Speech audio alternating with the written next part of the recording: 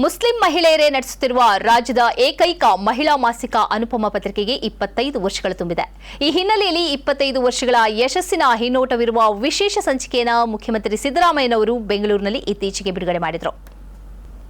ಈ ವೇಳೆ ಮಾತನಾಡಿದ ಮುಖ್ಯಮಂತ್ರಿ ಸಿದ್ದರಾಮಯ್ಯನವರು ಪತ್ರಿಕೋದ್ಯಮದಲ್ಲಿ ಮುಸ್ಲಿಂ ಮಹಿಳೆಯರು ಬೆರಳೆಣಿಕೆಯಷ್ಟು ಮಾತ್ರ ಇದ್ದಾರೆ. ಈ ನಡುವೆ ಕೂಡ ಅಲ್ಪಸಂಖ್ಯಾತ ಸಮುದಾಯವಾದ ಮುಸ್ಲಿಂ ಸಮುದಾಯದ ಮಹಿಳೆಯರೇ ನಡೆಸುತ್ತಿರುವ ಅನುಪಮ ಮಹಿಳಾ ಮಾಸಿಕವು 25 ವರ್ಷಗಳನ್ನು ಪೂರೈಸಿರುವುದು ನಿಜಕ್ಕೂ ಶ್ಲಾಘನೀಯ ಎಂದು ಅಭಿನಂದನೆ ಸಲ್ಲಿಸಿದರು.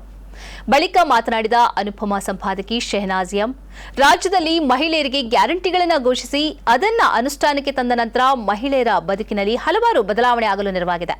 ಮಹಿಳೆಯರ ಅಭಿವೃದ್ಧಿಯ ಕಾಳಜಿ ಹೊಂದಿರುವ ರಾಜ್ಯದ ಮುಖ್ಯಮಂತ್ರಿ ಸಿದ್ದರಾಮಯ್ಯ ನೇತೃತ್ವದ ಸರ್ಕಾರಕ್ಕೆ ಅನುಪಮ ಬಳಗದ ಹಾಗೂ ಕರ್ನಾಟಕದ ಎಲ್ಲ ಮಹಿಳೆಯರ ಪರವಾಗಿ ಅಭಿನಂದನೆ ಸಲ್ಲಿಸುತ್ತೇನೆ ಎಂದು ತಿಳಿಸಿದರು. ಈ ಸಂದರ್ಭದಲ್ಲಿ ಮುಖ್ಯಮಂತ್ರಿಗಳ ರಾಜಕೀಯ ಕಾರ್ಯದರ್ಶಿ ನಸೀರ್ ಅಹಮದ್, ಶಾಸಕರಾದ ಡಾಕ್ಟರ್ ಯತೀಂದ್ರ ಸಿದ್ದರಾಮಯ್ಯ, ಬಿಎಂಟಿಸಿ ನಿಗಮದ ಉಪಾಧ್ಯಕ್ಷರಾದ ನಿಕೇತ್ ರಾಜ್ ಮೌರ್ಯ, ಅನುಪಮ ಮಹಿಳಾ ಮಾಸಿಕದ ಉಪಸಂಪಾದಕಿಯರಾದ ಸಮಿನಾ ಉಪ್ಪಿನಂಗಡಿ, ಸಾಜಿದಾ ಮೊಮಿನ್, ಕುಲ್ಸುಮ್ ಅಬುಬಕರ್ ಹಾಗೂ ಅನುಪಮ ಬಳಗದ ಎಸ್ಎಂ ಮುಥಲಿಬ್, ಫೈಜಲ್ ಇಸ್ಮಾಯಿಲ್, ಸಲೀಂ ಬೋಳಂಗಡಿ ಉಪಸ್ಥಿತರಿದ್ದರು. ಬಳಿಕ ಅನುಪಮ ತಂಡವು ಈ ಸ್ಮರಣ ಸಂಚಿಕೆಯನ್ನು ನೀಡಲು ಗ್ರೇಟರ್ ಬೆಂಗಳೂರು ಪ್ರಾಧಿಕಾರದ ಅಧ್ಯಕ್ಷ ಹಾಗೂ ಶಿವಾಜಿನಗರ ಎಂಎಲ್ಎ ರಿಜ್ವಾನ್ ಹರ್ಷದ್ರನ್ನ ಭೇಟಿ ಮಾಡಿತು.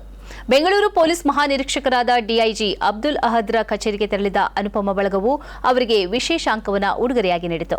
ಈ ಸಂದರ್ಭದಲ್ಲಿ ವಿಧಾನ ಪರಿಷತ್ ಸದಸ್ಯ ಎಂಎಲ್ಸಿ ಐವನ್ ಡಿಸೋಜಾ ಹಾಗೂ ಪತ್ರಕರ್ತರ ಸಂಘದ ರಾಜ್ಯಾಧ್ಯಕ್ಷರಿಗೆ ಅನುಪಮವನ್ನು ನೀಡಲಾಯಿತು.